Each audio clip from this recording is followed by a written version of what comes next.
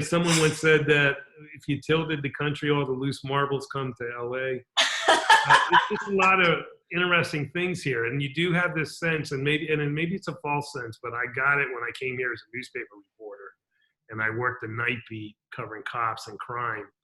And this was before the internet, and I would drive home at night on the Hollywood freeway where it's kind of elevated. You see the Capitol Records building, and you see Hollywood. And I always felt like a prince of the city, like I was in front of something that, and I feel that way about the city, that if something's going to happen in our culture or in our society, there's a good chance it's going to start in Los Angeles, and Los Angeles will be riding on the front of that wave.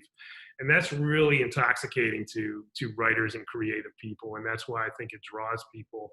I never stepped foot in LA till I was 30 years old, but I had been trying to write novels. And then when I got here, it started to click and it started to work. So there's, they say the light's different out here. I think it's more than the light. I think there's some kind of creative energy out here that's different as well. Why do you think that? Do you think it's because we're not an East Coast city that's stuck in our ways, but because this is the Wild Wild West? I was about to say that before you said that. It is the Wild Wild West. I mean, it does have, and this is also in the level of crime. There's the sense that anything can happen. And, it's just like the story about Lana Turner being discovered in a drugstore or something. Anything can happen, and it can be good or bad. And when you, turn that focus onto crime fiction or crime reporting, especially my experience as a reporter in this town, you see that all the time.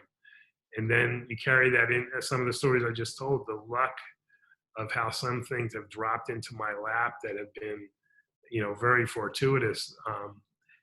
Somehow it's hard to say that's not because I'm in LA. I just wonder if that way, if I stayed in South Florida, which is also a cultural flashpoint in our society, if I had stayed there, would the same things have happened to me? And I just don't feel they would have. I think I had to come here just as many other people feel that they had to come here.